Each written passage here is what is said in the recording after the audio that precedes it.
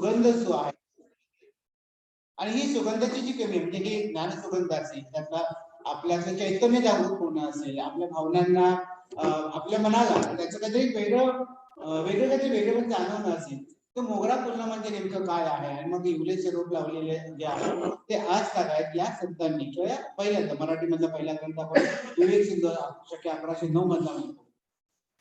त्याच्याही पूर्वी आपण साहित्य निर्माण झालं म्हणजे एकदम काही ग्रंथ कधीच तयार झाला नाही. जसं लहान बाळ एकदम कधी चालत नाही, तसं तिथेही त्यावेळी घडलं असावं. आणि मग आज मराठी अभिजात भाषेचा दर्जा मिळावा म्हणून जी समिती स्थापन केली आहे महाराष्ट्र सरकारनं, त्यांनी जो अहवाल दिला त्या समितीनं गाथा सप्तशती हा 7व्या शतकामधला ग्रंथ हा मराठीमधला पहिला ग्रंथ आद्य ग्रंथ आहे असं आज त्यांनी सांगितलं. तर ते जर मान्य झालं, त्याचे पुरावे सगळे दिले आहेत. सातवाहन काळाच्या राजाच्या काळामध्ये त्या राजानं स्वतःहून त्या ग्रंथाचं संकलन केलेलं आहे. त्या लोकांच्या म्हणजे म्हणी म्हणतो, गाणी म्हणतो, जे लोकगीत जे आहेत त्यांचं ते संकलन आहे वेगवेगळ्या प्रकारचं. हे जर 7व्या शतकामध्ये होत असेल तर मराठी भाषा ही किती जुनी आहे. म्हणजे आज तमिळमध्ये आपण म्हणतो की तेलुगू या सगळ्यात जुन्या भाषा, तमिळ सर्वात जुनी भाषा आपण समजतो. संत नेमी यांनी त्याच्यामध्ये केलेलं कार्य जे आहे ते इतकं उच्च दर्जाचं आहे की आजही संपूर्ण भारत देश तमिळ साहित्याचा अभ्यास करू शकतो किंवा ती परंपरा आज आपल्याकडे आहे. आणि ही परंपरा ती केवळ आजची राहिली नाहीये, म्हणजे आज पुरती मर्यादित नाही. आज आपण थोडस काय की भाषेपासून आयुक्त व्हायला लागलोय. भावना त्याच आहेत, फक्त आपण व्यक्त करणारी पहिली भाषा जी आहे ती भाषा आपण बदलतो किंवा आपली परिभाषा बदलते. भाषा बदलण्यापेक्षा आपण म्हणायची परिभाषा बदलतो. आणि ती परिभाषा जी आहे ती परिभाषा न बदलता मायबोली हीच परिभाषा वापरून जर आपण काही बोलत गेलो, सांगत गेलो तर अजून आपल्या पुढच्या पिढ्यांना त्याचा जिव्हाळा वाटेल. नाहीतर आपण बघतो आहोत की आता सध्या म्हणजे एखादा लहान जन्माला आल्यापासून आपण त्याच्यावरती मारा करतो आहोत. तो त्याला जी भाषा कळत नाही त्या भाषेचा मारा करतो आहोत. ते कळेल त्याला. आता आपण सगळे इंग्लिश वगैरे जाणणारे आहेत, याचा अर्थ असा नाही की तुम्हाला ती भाषा येत नव्हती म्हणून आज त्यात प्रावीण्य पण मिळवलेलं त्या भाषेमध्ये ते मिळवता येतं. पण मायबोलीची जी एक प्रेरणा असते ती प्रेरणा आपण कधीच विसरून चालत नाही. म्हणून हा एक प्रयत्न आहे आणि या प्रयत्नाचा भाग म्हणून आज आपण म्हणजे ज्ञानेश्वरीची पहिली ओवी ओम नमोजी आद्या वेद प्रतिपादय जय स्वसंवेद्या आत्मरूपा, आणि ते ज्ञानेश्वरची शेवटची ओवी पसायदानमध्ये तेच म्हणे निवड जय विश्वेश्वरावर. आणि मग हा दान कसा आहे, पसायदान मी दान मागत आहोत ती ओवी. यामध्ये जे जीवन आहे ते जीवन जे मग कुरुक्षेत्रावरती सांगितलेली तीच भगवद्गीता ज्ञानेश्वर जेव्हा या 9000 श्लोका ओव्यांच्या मधून सांगतात तेव्हा आजही असं वाटायला लागतं प्रत्येक ओवी वाचत असताना की ज्ञानेश्वरांनी सांगितले ते जगण्यासाठी कितीतरी आवश्यक आहे, जगण्यासाठी आवश्यक आहे, जीवनासाठी आवश्यक आहे. मग तो मार्ग जो आहे मार्गाधारे वर्तावे विश्व हे मोहरे लावावे असे ज्ञानेश्वरांचे वचन आहे. म्हणून हा मार्ग जो संतांनी दिलेला आहे, म्हणजे मी म्हटलं की नाथांनी सुद्धा असं म्हटलं की सोन्याची पेंडी केली, गवताच्या पेंडीला काही किंमत असते माहिती, पण सोन्याची पेंडी केली म्हणजे त्याला गवताचं मोल कधीच प्राप्त होत नाही ना.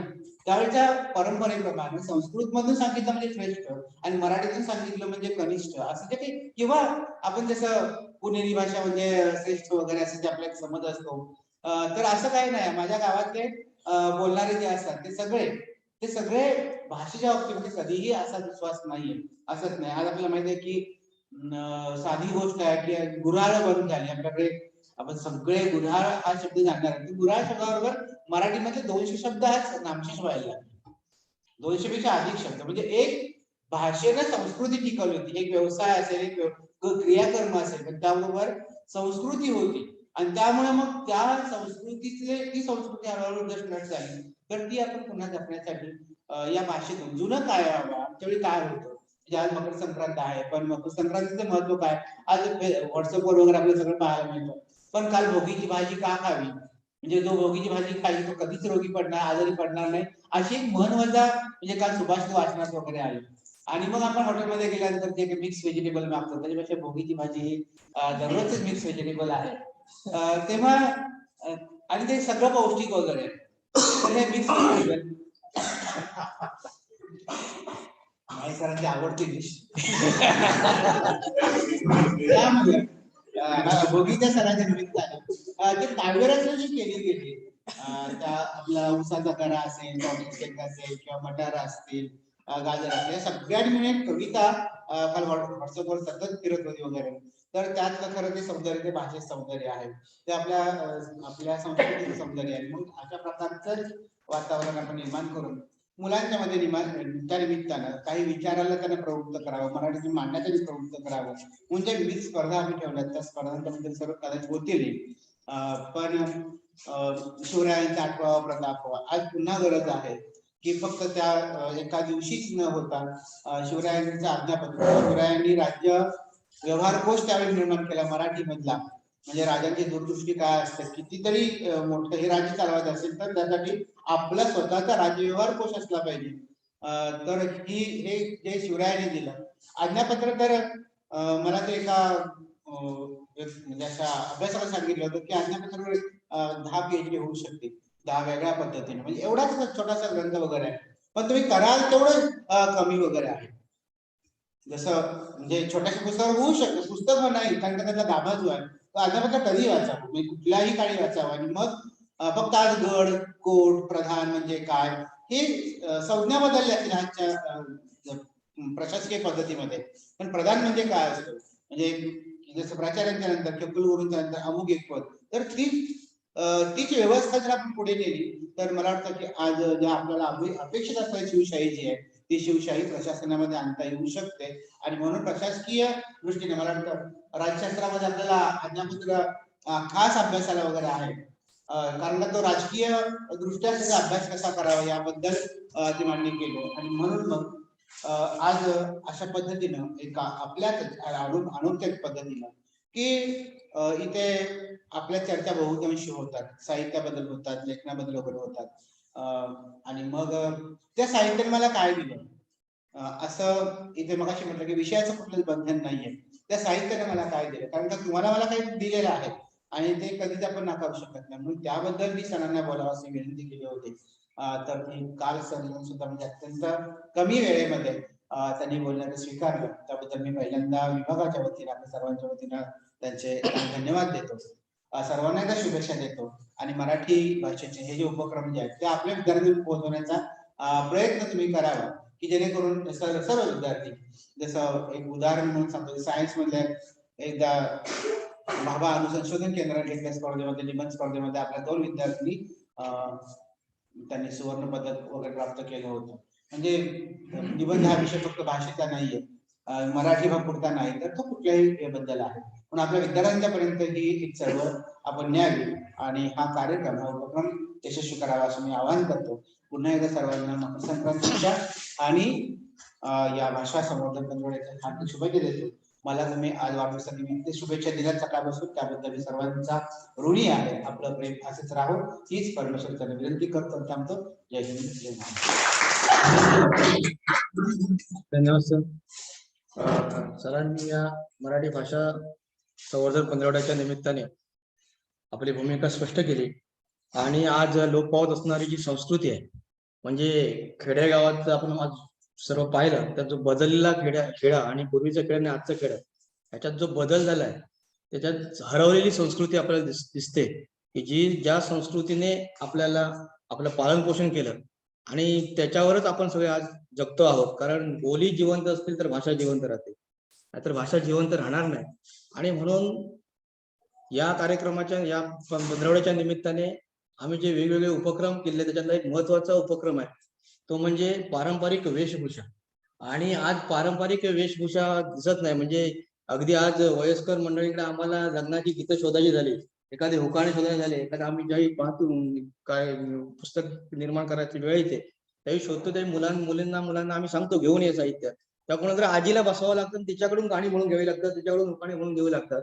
म्हणजे आजच्या पिढीला हे पूर्वीचं जग फार दुरावस्था झालेलं आहे आणि सांगावं लागतं हे केमळ्याचं घर होतं, ते असं होतं, ते आज संस्कृती राहिलेली नाही. म्हणजे हे झालेले सगळे बदल आहेत.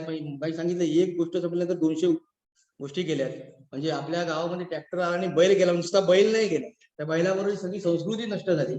आणि मग हे सगळं टिकवायचं असेल तर त्याला भाषा अतिशय महत्वाची, म्हणजे कुठलीही भाषा असो ती भाषा अतिशय महत्वाची आहे. कारण भाषा हेच माणसाचं जगणं आहे, भाषा हेच माणसाचं जीवन आहे. आणि म्हणूनच तर थोर विचारवंतांनी सगळ्यांनी सांगितलंय, आपल्याला तर माहित आहे की या जगण्यावर या जन्मावर शतदा प्रेम करावे. मग शतदा प्रेम करायला लावणारं हे जीवन आहे, हे साहित्य आहे.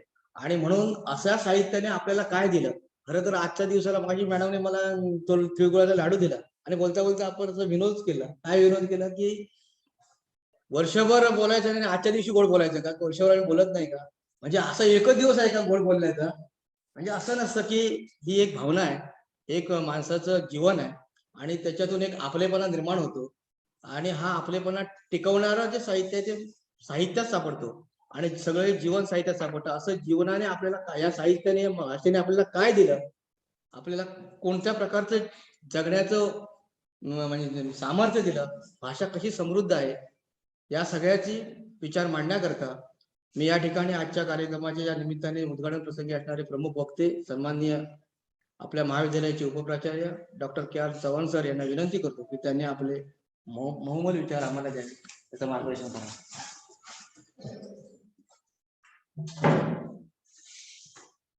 मराठी भाषा संवर्धन पंधरवड्याच्या निमित्ताने या ठिकाणी आयोजित जो सुरुवातीचा उद्घाटन समारंभाचा कार्यक्रम आहे, त्यामध्ये इथे मला बोलण्याची संधी मराठी विभागानं दिलेली आहे. सर्वप्रथम मी मराठी विभागाला धन्यवाद देतो की मी संधी समजतो. आणि आज योगायोगाने बावनकर सरांचा वाढदिवस आहे, त्यानिमित्तानं मी त्यांना वाढदिवसाच्या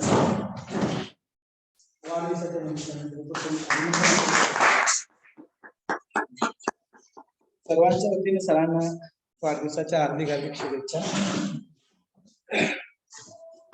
काल सरांनी हे दिल्यानंतरच मला खूप म्हणजे बरं वाटलं की याच्यामध्ये अतिशय विचारपूर्वक आणि एक नाविन्यता प्रत्येक वेळेला त्यांच्या ज्या याच्यामध्ये नवीन उपक्रम घेतात त्यामध्ये काहीतरी एक नवीन सृजनशीलता म्हणून आपण क्रिएटिव्हिटी जी असते ती जाणवते आणि ती रिफ्लेक्ट होते त्यांच्या बोलण्यातून असू दे किंवा ड्राफ्टिंगच्या माध्यमातून असू दे.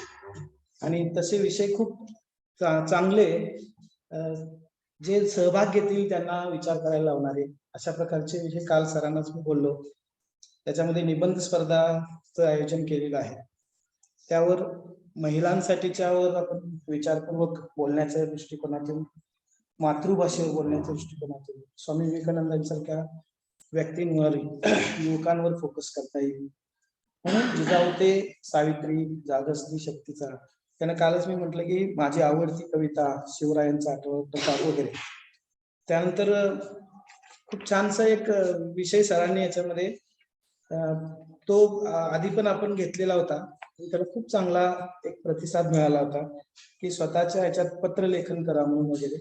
मी सगळंच त्याच्यामध्ये हे करत नाही आहे, पण एक खूप चांगलं पत्रलेखनाच्या बाबतीत आपण एक स्पर्धा घेतली होती आणि भावना व्यक्तींनी व्यक्त केल्या.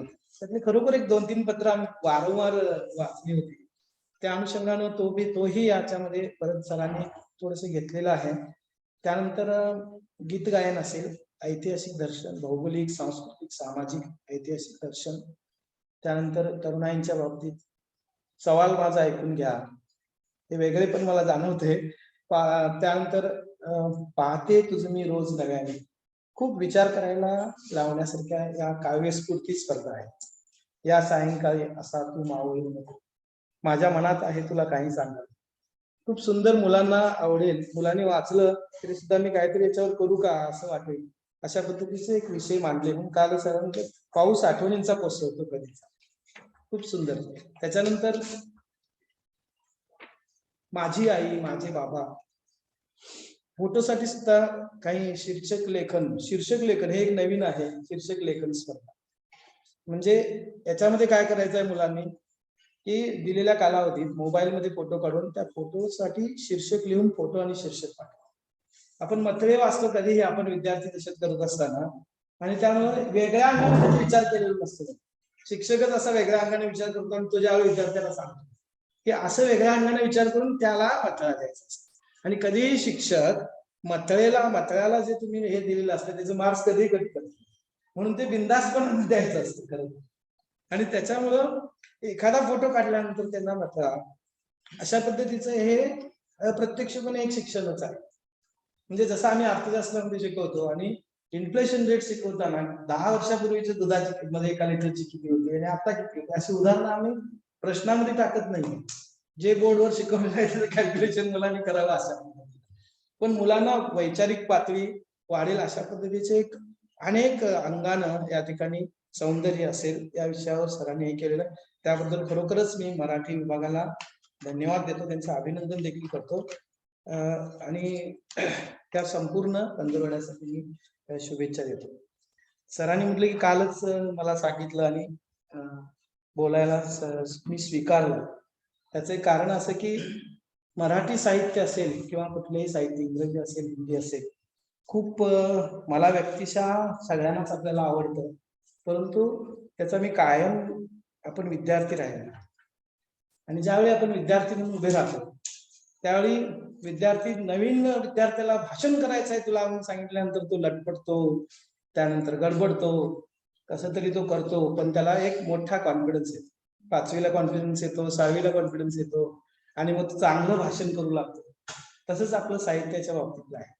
आणि एवढी मित्रमंडळी, दर्दी मित्रमंडळी आपल्या बरोबर आहेत, साहित्याचं काम करणारी व्यक्ती आहेत, त्यांच्यामध्ये त्यांचा अनुभव आहे, इंग्रजी असेल, हिंदी असेल, मराठी असेल, अशा प्रकारच्या त्या साहित्यांच्या त्यांच्याबरोबर काम करत असताना आपण त्याच्यामध्ये कसलीही मला कमी किंवा भीती वाटत नाही.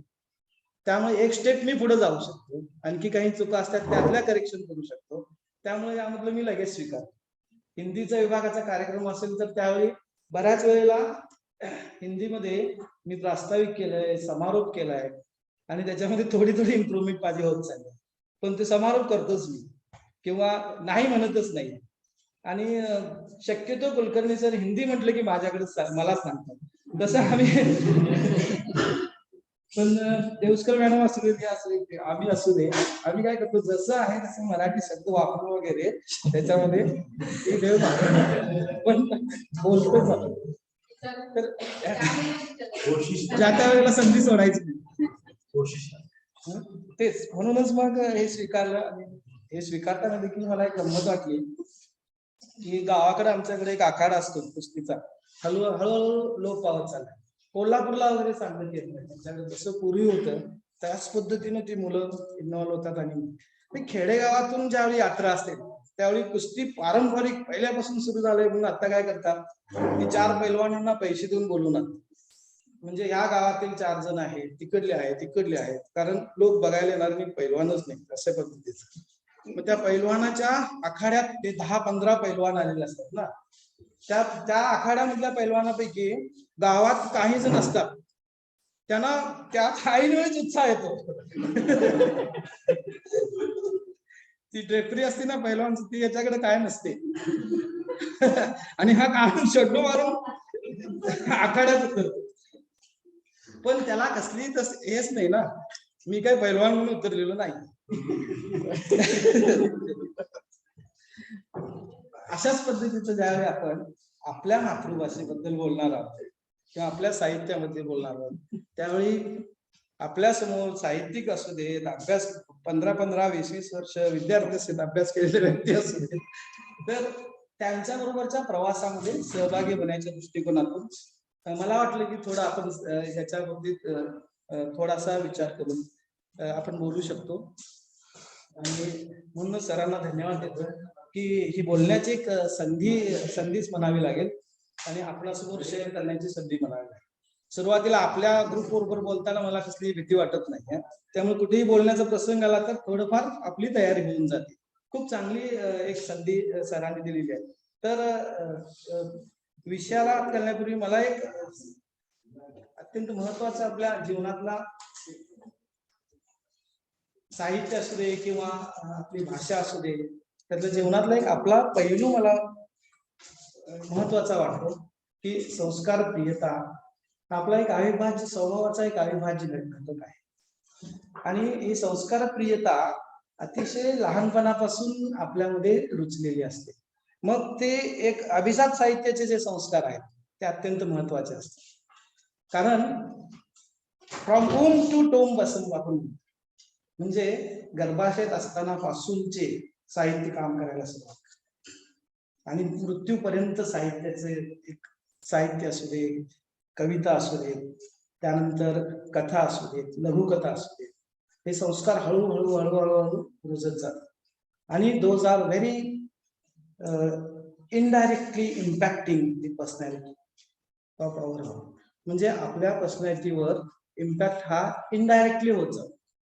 जसं आपण इथे एक समूह म्हणून येतो ना, तर एक समूह, या समूहाचं संस्कार ते वर्तनातून येत असतं.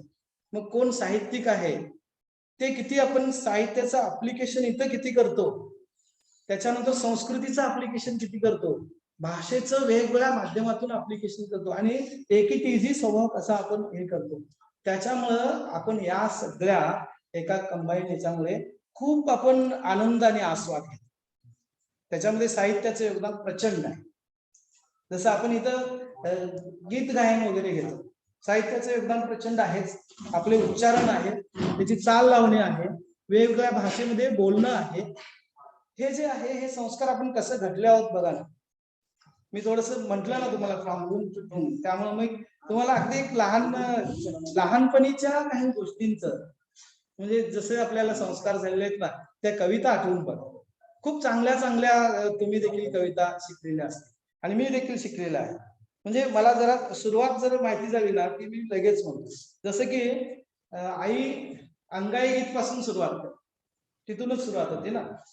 त्याचबरोबर आजीची गाणी आहेत, त्याचबरोबर आपण हे करतो की वेगवेगळे कविता आहेत. आम्हाला एक कविता होती की माझे गाव, आणि ती टिपिकल कविता माझ्या गावालाच लागू होती. म्हणजे सगळी मला आठवत नाही. माझे गाव दूरवर कृष्णा नदीच्या काठावर, माझ्या गावच्या वेशीवर आंबट गोड चिंचा पिकतात, माझे गाव स्वप्नात येते मला बोलावीत राहते. कितीही कोसम कोस आपण दूर असलो तरी सुद्धा त्या गावाचं वर्णन हे आपल्याला खूप अपिलिंग होत असतं. म्हणून अशी लहानपणीची ही ह्या कविता तुम्ही आठवून बघा की त्या काळात आपण जातो. ते दप्तर, ते फाटकं दप्तर, ती एकच पाटी, पेन्सिल, सायकल म्हणजे काहीतरी मोठं वाहन आपण घेतलं, त्याच्यामध्ये आपण जातो. तशी दुसरी एक कविता होती की रायबा म्हणून कविता होती.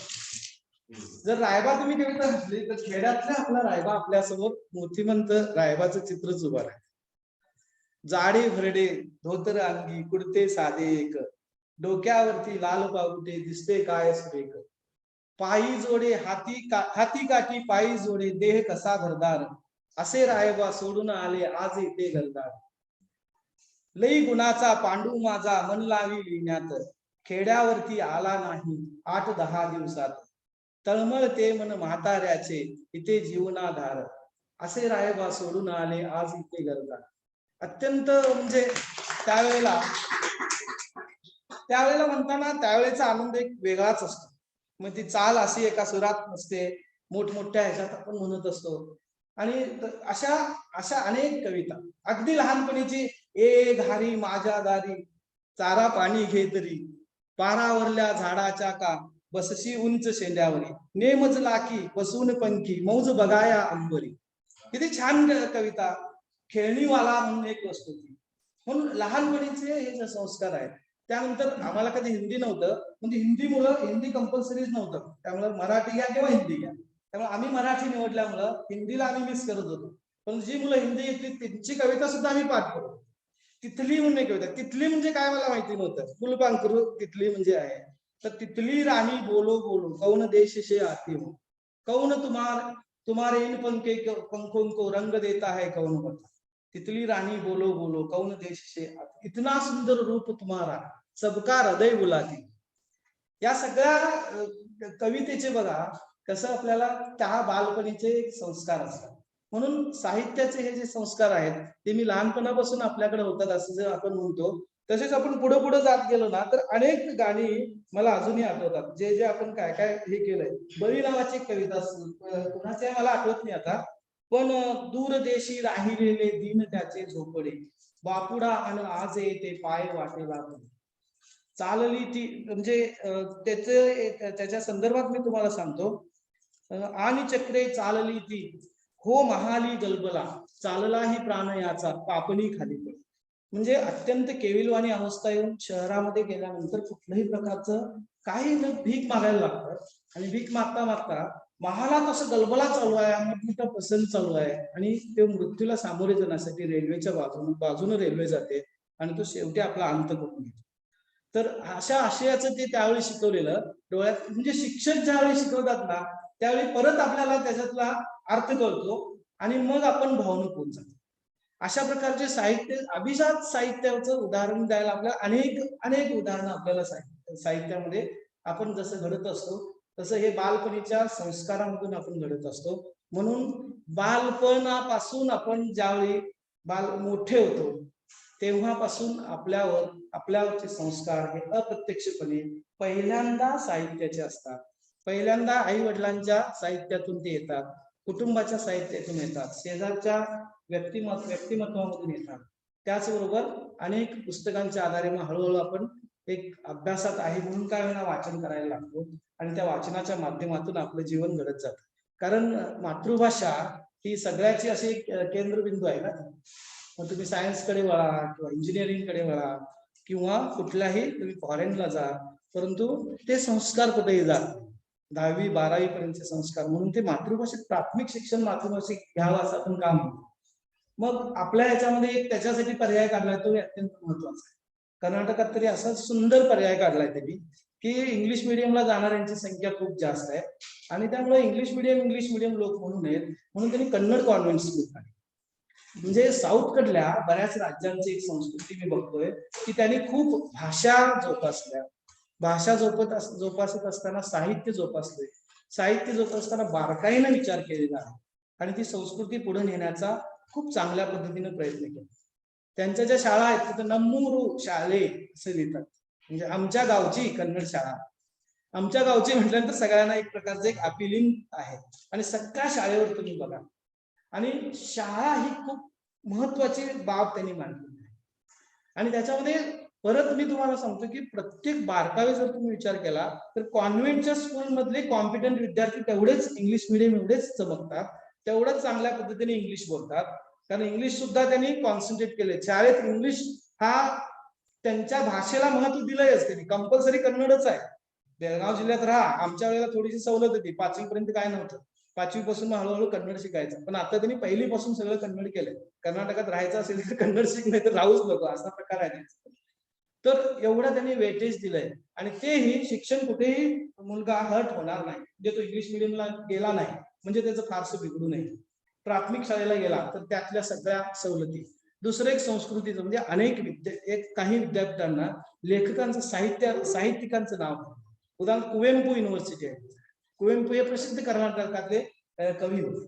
म्हणजे आपल्याकडे असं साहित्याची कदर करणाऱ्या व्यक्तींची नावं विद्यापीठाला देणं वगैरे हे जे कल्चर त्यांच्याकडे आहे, त्यामुळं एक जोपासना जी आहे ना ती तसेच संस्कार होतात आणि त्यांच्या सगळ्या पाठ्यक्रमातून बारकाईने विचार करण्यात येईल.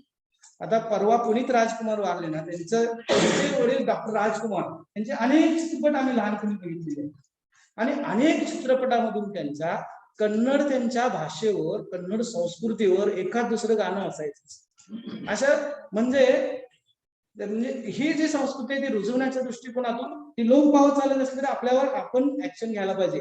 आता साऊथ कडले बरेच राज्य करतात आणि मी कर्नाटकातला जवळच असल्यामुळे मी जवळून बघतो. मध्ये संगोळी रायांना त्यांनी चित्रपट काढला आणि बेळगाव जिल्ह्यामधून सगळ्या धनगर समाजाला ते फ्री होता. असे काही राज्य आहे. म्हणजे संगोळी रायांना हे तिथल्या म्हणजे कित्तूर चन्नम्मा म्हणून एक बेळगावच्या पुढे कित्तूर गाव आहे आणि ती राणी होती. राणी लक्ष्मीबाई होते ना, तसे कित्तूर चन्नम्मा राणी होती आणि कित्तूर चन्नम्माच्या राणीच्या ह्याच्यात मोठे सरदार जसं तानाजी मालुसरे आपल्याकडे आहेत ना, तसं ते संगोळी रायांना धनगर समाजातले होते आणि म्हणून त्या धनगर समाजाला फ्री आणि इतका सुंदर पिक्चर होता तो.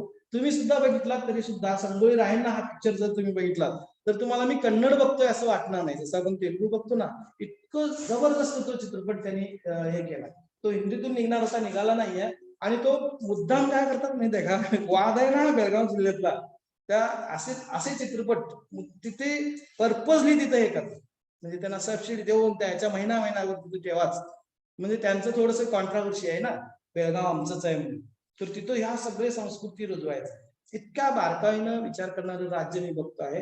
याचं कारण असं की कर्नाटकात तुम्ही कुठेही फिरला तर एवढे कॉस्टली तुम्हाला हे दिसणार नाही. अनेक सामाजिक कुठलंही गव्हर्नमेंट तिथे येऊ दे, भाजप गव्हर्नमेंट येऊ दे, काँग्रेस येऊ दे, कुठलेही गव्हर्नमेंट येऊ दे, ज्या सोशल रिफॉर्म्स त्यांनी इम्प्लिमेंट केलेल्या आहेत त्यांना त्यांच्याकडे कुठून पैसा मिळतो काय मिळतो. एक कुटुंबाला अनेक म्हणजे मुलगी जन्मली दोन मुली असल्या तरी सुद्धा एका मुलगीला सवलत असं काही नाहीये.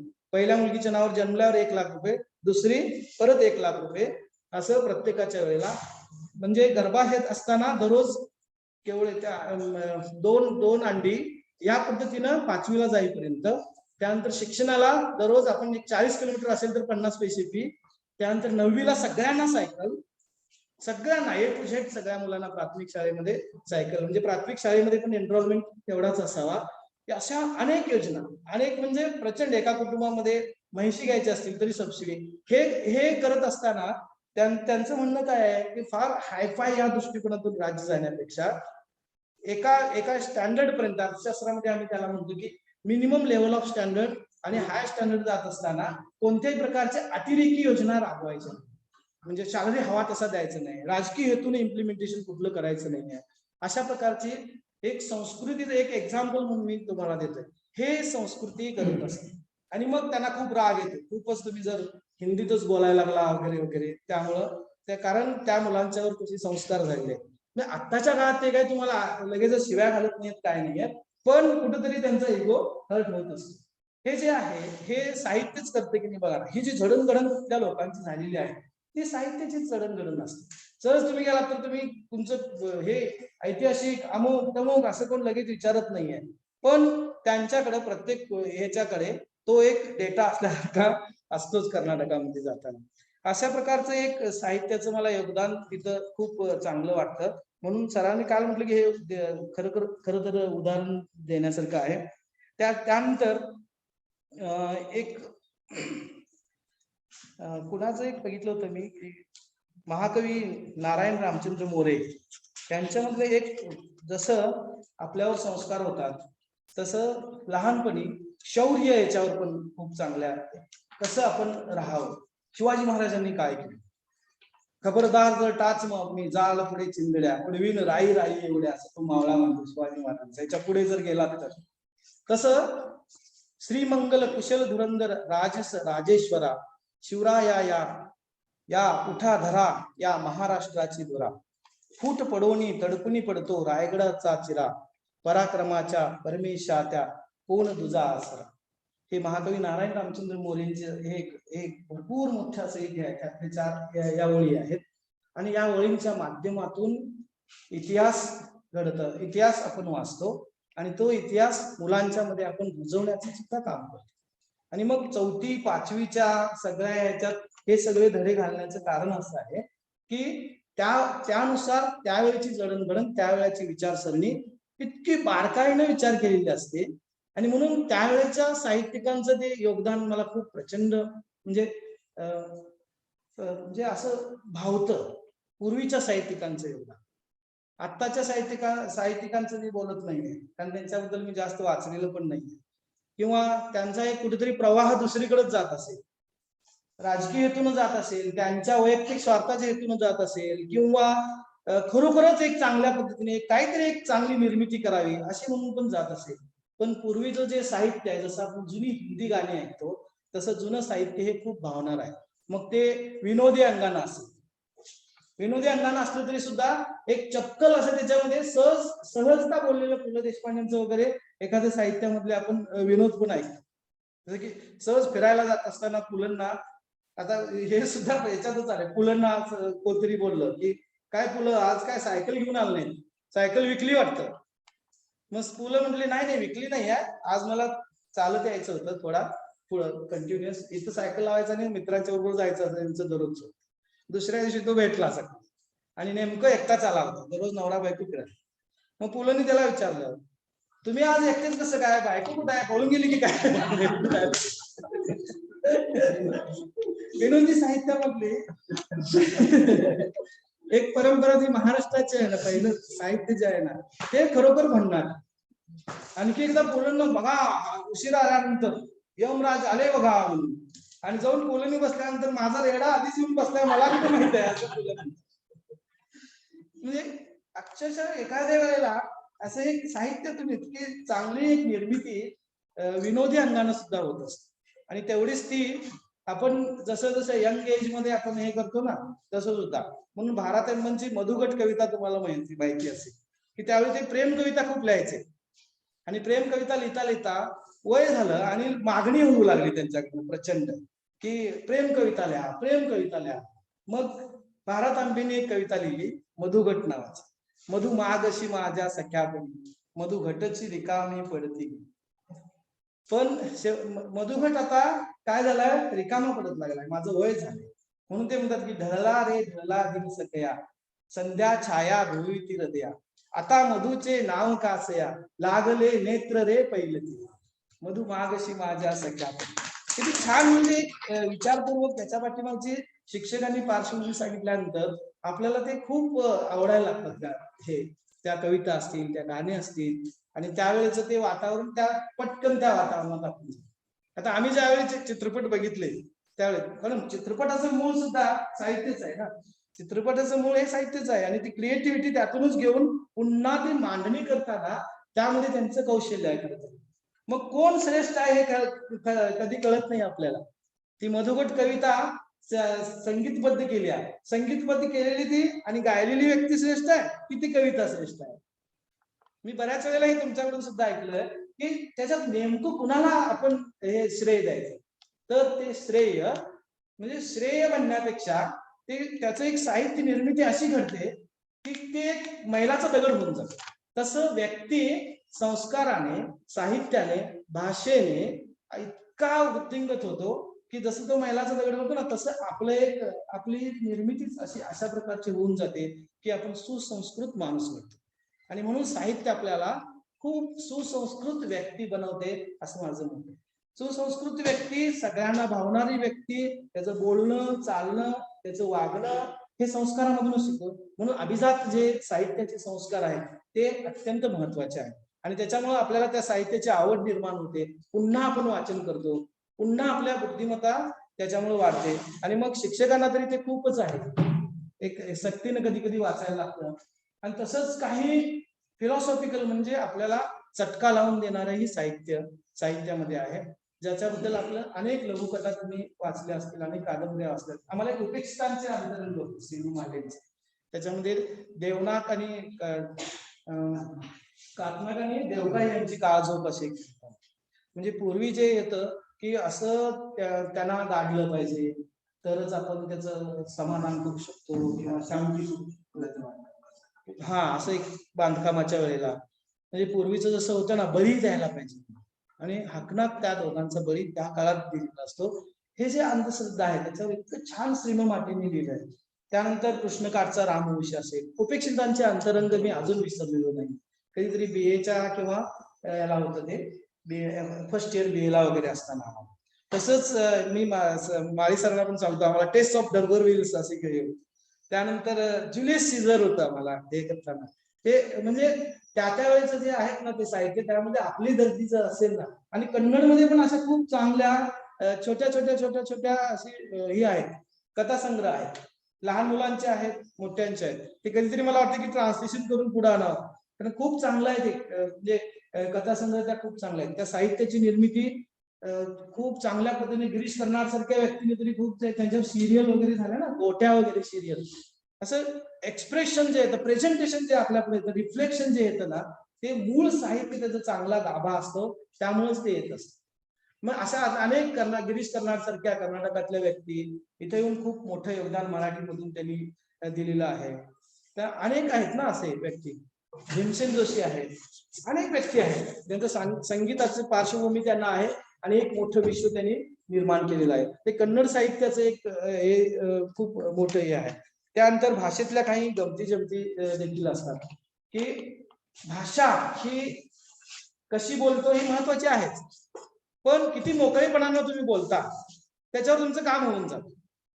माळी सरांना माहिती असेल, आमच्या बॉर्डरवर बोलतात हे भरतीयान इन लगीन एवढा शब्द तो मराठीत आहे, बाकीचा कन्नडच आहे. म्हणजे आज लगीन येतच काय, अशा पद्धतीचं जैनाचे लोक तर तिथे असंच बोलतात, आम्ही इतकं हसतो. आणि मग नडी बे म्हणजे आपण कसं म्हणतो चल बे, तसं आहे ना, तशा प्रकारची ते एक भाषा. आणि काल मी सरांना एक सांगितलं की आपल्या आणि कन्नड भाषेतलं एक काही गमती जमती आहेत. तसं मी म्हटलं की सर आपण इथं असे खुंटी असते ना, ती ते अशी खुंटी मारतो ना, त्याला आपण काय म्हणतो, खुंटी म्हणतो. आणि जनावरांचा जो गोठा असतो त्याला आपण असे उभे असल्यामुळे त्याला त्याला काय म्हणतो, खुंटा. मग ते काय म्हणतात माहितीये काय, तुमचं एकच गोष्ट आहे की खुंटी आणि खुंटा कसं काय होते. कन्नडात अधुगुटा इधुगुटा, म्हणजे त्यांचं म्हणायचं काय, आमच्याकडे खुंटी म्हणजे खुंटीच, ती उभी असू दे किंवा आडवी असू दे. तुमची भाषा फार विचित्र आहे, असं आमचं बोलणं चाललंय. म्हणून ह्या भाषेतल्या देखील गमती जमती आहेत, पण फ्लो जो आहे ना तो पोचला पाहिजे. हा एक अत्यंत महत्वाचा भाग भाषेच्या माध्यमातून देखील येतो. आणि म्हणून सर जसं म्हटले की समारोपकडे येतोय, मी जास्त बोललो की जास्त माझ्या चुका होतील म्हणून. तर सर म्हटले की या जन्मावर या जगण्यावर शतदा प्रेम करावे.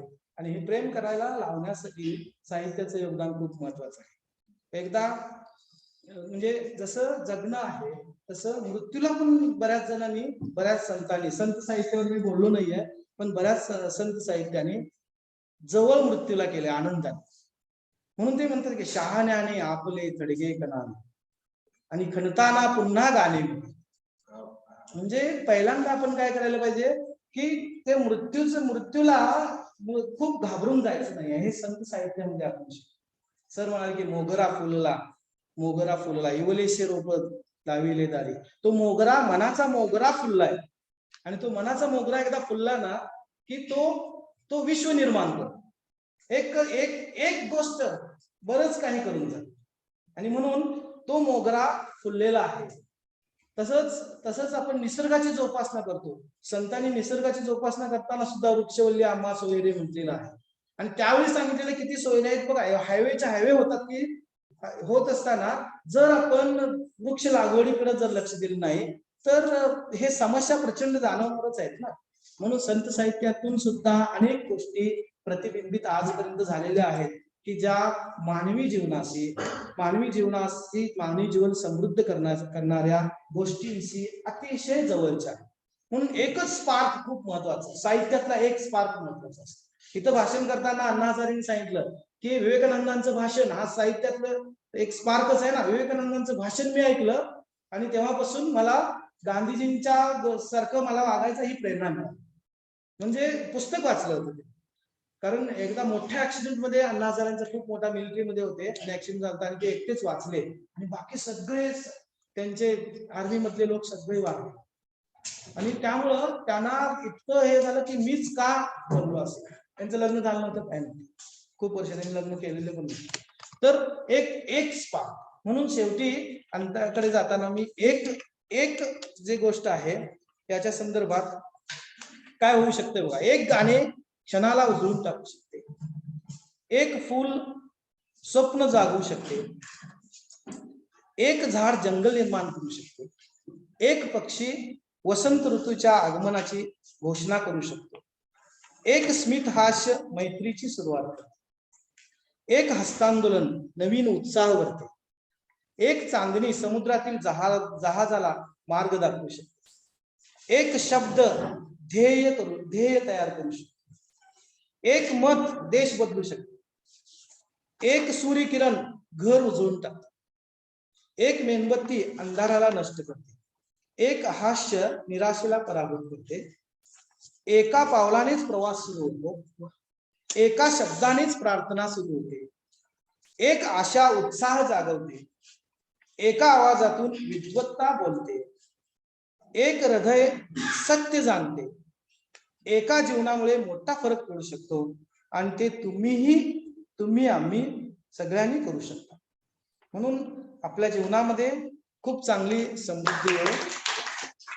त्यामुळे कुठलीही गोष्ट अत्यंत कशी महत्वाची असते, टर्निंग पॉइंट असते, ते या अशा साहित्यातून आपल्याला प्रेरणा मिळते.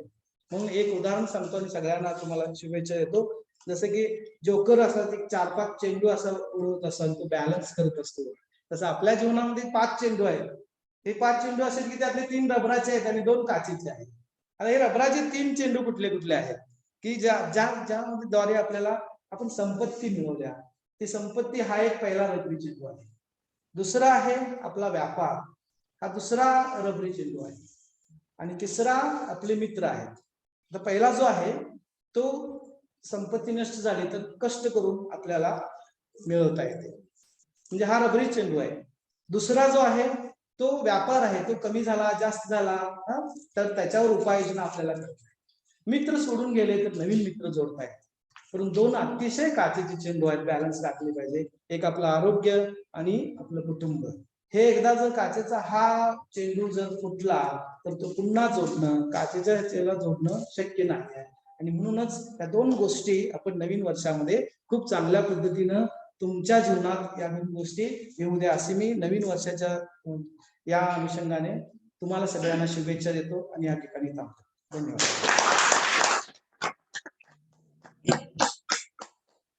धन्यवाद डॉक्टर के.आर. चव्हाण सर. आज मराठी भाषा मंडळाच्या निमित्ताने प्रमुख व्याख्याते म्हणून डॉक्टर के.आर. चव्हाण सरांनी मराठी भाषेचं सौंदर्य काय असतं आणि या सगळ्या भाषेतून माणूस कसा घडवू शकतो, त्याची जडणघडण कशी होऊ शकते, या सगळ्याची योग्य प्रकारे आपल्याला मार्गदर्शन केलं. त्यांनी अगदी संस्कारापासून ते विनोद, जीवनात असणारे सगळे विनोद असतील, भाषेतल्या वेगवेगळ्या गमती जमती असतील, वेगवेगळ्या सगळ्या जीवनाच्या रंगसंगती असतील, या सगळ्याचा त्यांनी आपल्या व्याख्यानातून आढावा घेतला. आम्ही म्हणजे त्यांनी आता एक एक गोष्ट वाचून दाखवला, एक शब्द वाचून दाखवला, एक आवाज वाचून दाखवला, एका मुद्द्यावरती माणूस व्यक्ती काय करू शकते, या सगळ्याचं सरतेशेवटी आपल्या व्याख्यानाची सांगता केली. त्यावेळी त्यांनी एका शब्दाचं महत्व काय आहे सांगितलं. आणि बोलताना आपल्या भाषणातून त्यांनी असं मत मांडलं की आमच्या मराठी विभागाचे प्रमुख डॉक्टर महेश बावधनकर सर हे सातत्याने क्रियाशील आहेत, सर्जनशील आहेत. कारण ते मी खरं सांगतो की मी सुरुवातीला जी कार्यक्रमांची, उपक्रमांची, विषयांची मांडणी केली होती, जी पत्रिका तयार केली होती, त्याच्यातले काही त्यांनी एक असे बदल घडवलेत की त्याच्यातून आजचा हा सगळा जी सर्जनशीलता दिसते ती व्यापक त्यांनी करण्याचं काम केलं. तर त्यांनी अनेक मुद्दे त्या उपक्रमामध्ये नव्याने आणले. आणि म्हणजे काय नव्याने आणताना त्यांनी म्हणजे साहित्याचं एकच प्रयोजन आहे, ते म्हणजे सौंदर्य आहे, ते म्हणजे आनंद आहे. आणि आम्ही असंच एक सरांनी असंच बोलता बोलता सुचवलं की हा सर एक उपक्रम आपण घेतला पाहिजे. आणि त्याच्यात दिलंय त्यांनी एक शब्द एक विचार अनेक, आणि तो शब्द आम्ही दिलाय सौंदर्य. म्हणजे सौंदर्य हा माणसाच्या जीवनाचा खरा अलंकार आहे, आनंद हा माणसाच्या जीवनाचा खरा अलंकार आहे. कारण राजमाता जिजाऊने शिवाजी महाराजांना संस्कार दिले. त्यांनी संस्कार देताना काय म्हणाले, म्हणजे सरांनी माहिती सांगितले की मातेच्या गर्भापासून संस्काराची सुरुवात होते. जगद्गुरु संत तुकाराम महाराजांनी सांगितलं आनंदाचे डोळे अनंतरंग या अभंगामध्ये ओळ आहे. सांगितलं की मातेचा जो डोळा असतो तिथेच तो सगळा जीवाचा आनंद बिंबित होत असतो, असं त्या अभंगाचा ओळ आहे. तर सरांनी त्याचं स्पष्टीकरण सांगताना एक चांगलं सांगितलं की हा जी जीवनातले संस्कार आहे ते किती महत्वाचे असतात. आपण सगळेजण घरी कसे आहेत म्हणतो, हे बंड्या, पिंट्या, मंग्या, धोंड्या राहिलं ना, आमचे लोक धोंड्यात राहिले ना. पण राजमाता जिजाऊन कशी हाक मारली, राजा नव्हते, राजे इकडे या, राजे हे करा. म्हणजे सर तर व्यक्तिमत्व विकासाचे कार्यक्रम घेतात, हे तर त्याच्यातलं महत्वाचं एक उदाहरण आहे की राजे ही संकल्पना मुळात त्यांच्या जीवन मनावर बिंबवली, तो संस्कार दिला म्हणून राजा निर्माण होऊ शकला. म्हणजे साहित्य संस्कार देत असतं, आणि या संस्कार रूपी देण्याची जी देण आम्हाला आज डॉक्टर के.आर. चव्हाण सरांनी आपल्या भाषणातून दिली. अनेक या सगळे साहित्यातल्या गमती जमती आपल्याला सांगितल्या. म्हणजे की तरुणपणा बालपणात जरी माझ्या मामाची म्हणजे रंगीत गाडीवर तिला खिल्लारे बैलांची जोडी असं म्हटलं तरी आपल्याला आजोळाची आठवण होते. आणि आपण त्या गावात जातो, राहायला दूर घर माझे किंवा माझा गाव जरी दूर राहिलं तरी या ओळी आपल्याला त्या गावापर्यंत पोहोचवतात. या सगळ्याची संस्कृती जाणीव करून देण्याचं काम सरांनी आपल्या भाषणातून व्यक्त करून दिलं. त्याबद्दल सरांचे खरंच सर आपल्याला मी धन्यवाद देतो. आमच्या कार्यक्रमाला तुम्ही एका क्षणात हो म्हटलात म्हणून आम्ही तुमचं पुन्हा एकदा स्वागत करतो. आमच्या सगळ्या परिवारातर्फे मी आमच्या विभागाचे प्रमुख डॉक्टर महेश बावधनकर सर यांना वाढदिवसाच्या हार्दिक शुभेच्छा देतो. आणि या पुढचा कार्यक्रम जो आपला आभार प्रदर्शनाचा कार्यक्रम आहे तो आपल्या सहकारी प्राध्यापिका विशाखा पावसकर या करणार आहेत. पण तत्पूर्वी एक सूचना अशी आहे सगळ्या आपल्या बांधवांना की 11:30 वाजता आपल्या महाविद्यालयामध्ये राजू शेठ ग्रुप यांचे जे आपल्या उपाध्यक्ष आहेत संस्थेचे त्यांचा वाढदिवस आहे आणि ते आपल्या महाविद्यालयामध्ये इथे येणार आहे. तर आपण याच ठिकाणी सर्वजण 11:30 वाजता त्यासाठी उपस्थित राहणार आहोत. तर मी या कार्यक्रमाचा आभार मानण्याकरता सहकारी प्राध्यापिका विशाखा पावसकर यांना विनंती. धन्यवाद सर. आज आपल्या महाविद्यालयामध्ये मराठी भाषा संवर्धन करणाऱ्या 5 दिवसाची क्लासमेट ठेवली जाते आणि त्या सगळ्यासाठी तुम्ही सगळे उपस्थित राहिला. खरं म्हणजे एखादे दिवस ज्यावेळी आपण साजरे करतो त्याचे विशेष काय त्याचे कौतुक असलं पाहिजे किंवा त्यांना उत्तेजन मिळालं पाहिजे. पण जेव्हा संवर्धन हा शब्द लागतो तेव्हा कुठेतरी ते लोप पावलं जाते याची जाणीव मनामध्ये राहते आणि ही जाणीव राहते म्हणून हा संवर्धन दिन आपण साजरा करतोय. आणि ह्याच्यापेक्षा ह्या दिनानिमित्त काही वर्षामध्ये हे संवर्धन साजरा करता मराठी भाषेचा उत्सव आपण साजरा करू असं ह्या दिनानिमित्त आपण करू. कारण आम्ही काय करतोय मराठी भाषेची नेहमी ज्ञान असं म्हणतोय पण भाषा हे माध्यम आहे ज्ञान मिळवण्याचं.